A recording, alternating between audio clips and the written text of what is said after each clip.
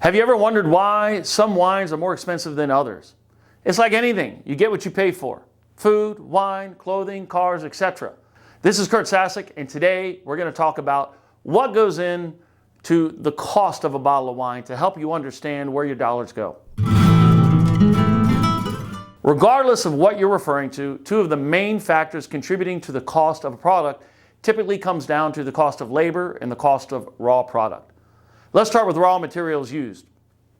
The cost of the actual materials to make a $600 pair of Italian leather shoes will be much higher than the cost to make something mass-produced that you get from, say, Target or some other big box store. In regards to wine, what is one of the most basic things needed for wine? Grapes. High-quality grapes can vary in price from $1,000 a ton to $10,000 a ton. The cost of the grapes alone can add anywhere from $1 to $14 to the production cost of a single bottle. Related to that, where'd you get the grapes? Were the grapes used in the wine bought in bulk from somewhere? If so, they'll be cheaper than if the grapes used in the wine were grown on the actual winery. Buying in bulk, you can save money. Quick tip, a ton of grapes yields around 700 bottles. Let me elaborate on how significant the raw costs can add to a retail item even further with a food and restaurant example. For those of you who don't know me, I was a chef for 27 years, and I used to get asked why some restaurants are so expensive. Putting aside the fact that in restaurants there are so many other contributing factors to the cost, let's just look at one element, beef. Choice beef is about $11 a pound. Prime beef will be about $17, so $6 more a pound. What if the meat is dry aged? Now the cost is twice as much, around $30 or more per pound. What if the meat is Wagyu beef? Depending on the grade, now you're talking $200 a pound or more. And don't forget, in a restaurant, as a chef, I will typically add 3 times to the raw cost. So, if a lemon costs me $1, I will need to charge you $3 to be profitable. Okay, back to wine. How's it aged? In oak or stainless steel? An oak barrel averages in price anywhere from $900 to $2,000 per barrel. Oak barrels will continue to give your wine the oak flavor for maybe 4 to 8 fills. The more you use the same barrel, the more the oak flavor diminishes, so you have to replace the barrel if you wish to impart that oak flavor into your wine. Over the course of 30 years, you can expect to spend at least $4,500 or more on replacing that barrel. Oh, and don't forget the type of oak. Are you using American oak or French oak for your wine? French oak can be twice as expensive. On the other hand, a stainless steel wine barrel costs about $900 and lasts much longer, so your costs over time are significantly lower. The packaging. How fancy is your wine label? Do you have something simple like Saldo? Or something more involved like the Italo Cescone Pinot Grigio, one of my favorites, that has an actual piece of the vine tied with a ribbon? Or how about the Meeker handprint Merlot, where someone literally painted their hand and put a handprint on each bottle?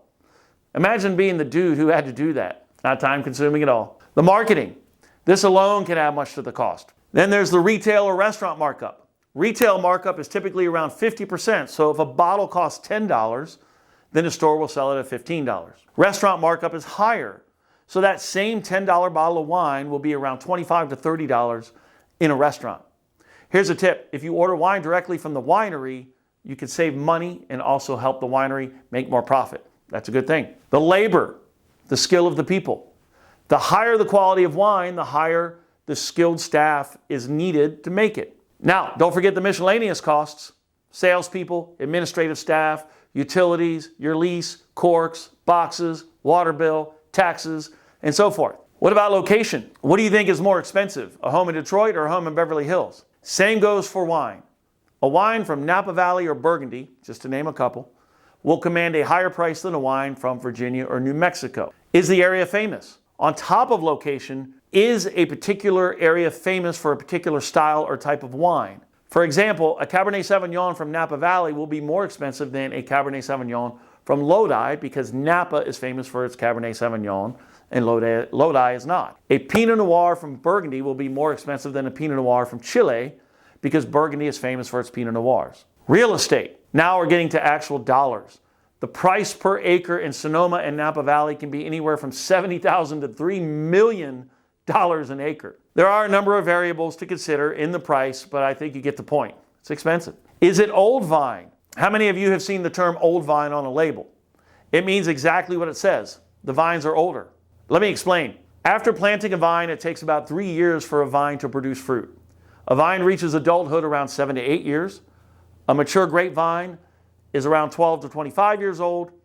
Old vines are typically older than 25 years old, preferably more than 50 years old. Older vines lose productivity as they age, so there's less yield. Less yield means less wine is being made. If there is less wine being made, there is less to be sold, which means there's less wine to make money on. Make sense? As a side note, grapes coming from a more mature vine tend to ripen more consistently and yield more flavorful fruit. Does the winery have a rock star winemaker? If your winery has some well-known rock star type winemaker who has a superb reputation, you can command a higher price. What is the level of interest? If you have a winery that's hot right now and generating some buzz, and they've been winning awards and gaining accolades, then that wine can command a higher price than a wine of a similar quality that isn't generating buzz. More interest equals higher price. Is it a great vintage? If you have a particularly superb vintage, you can command a higher price. Take champagne, for example. Have you ever noticed that champagne often does not have a vintage listed? That is because most champagne is a blend of different vintages. So when a vintage champagne is released, it will always command a higher price than non-vintage. Is it estate bottled? If you are not familiar with that term, here's some background. And estate wine can come from many vineyards as long as they are all owned or controlled by the actual estate, the winery. A single vineyard wine can be made from a vineyard that is not owned by the winery that bottles it as long as it's from a single vineyard. Estate bottled. A wine that says estate bottled means the wine is made entirely from grapes owned by the winery, and the wine is made entirely on the winery's property. In other words, every aspect of the winemaking process is done in-house, so to speak.